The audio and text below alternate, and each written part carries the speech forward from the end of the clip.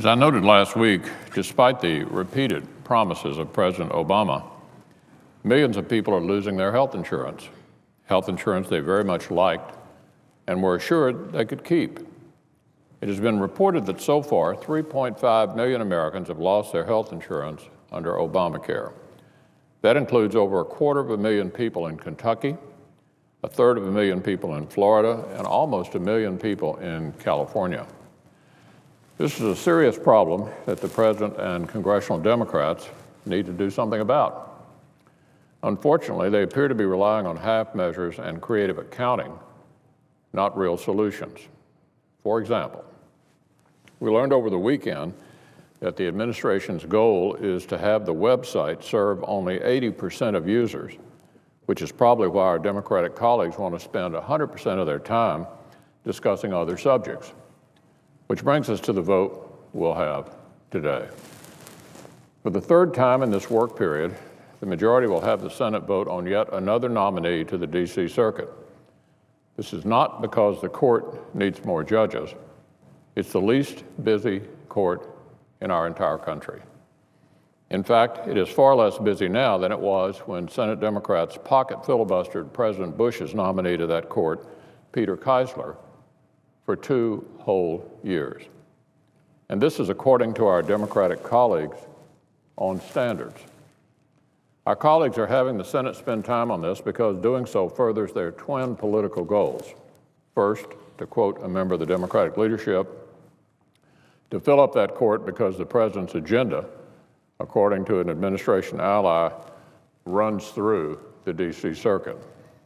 Second, to divert as much attention as possible from the problem-plagued Obamacare rollout at this formative stage of the 2014 campaign, according to published reports.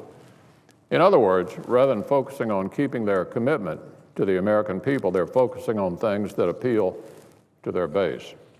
Rather than change the law that is causing so many problems for so many, they want to change the subject.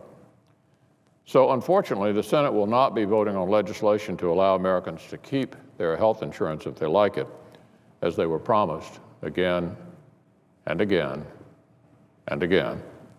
Rather, we will be voting on another nominee to a court that doesn't have enough work to do. The Senate ought to be spending its time dealing with a real crisis, not a manufactured one.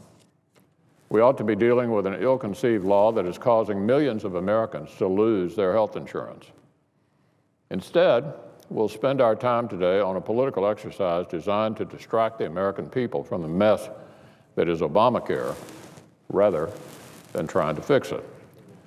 Last week, I also suggested that if our Democratic colleagues are going to ignore the fact that millions of people are losing their health insurance plans, they should at least be working with us to fill judicial emergencies that actually exist, rather than complaining about fake ones.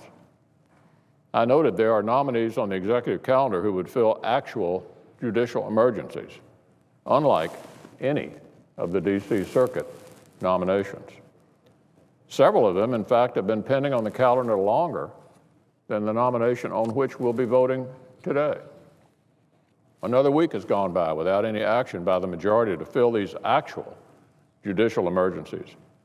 Rather than work with us to schedule votes on them in an orderly manner, as we have been doing, the majority chose to leapfrog over them in order to concoct crisis on the D.C. Circuit so it can distract Americans from the failings of Obamacare. Unfortunately, our friends appear to be more concerned with playing politics than with actually solving problems. So like last week, I'll vote no on this afternoon's political exercise. And as I said last week, I hope the Senate will focus on things the American people care about rather than spend its time trying to distract them.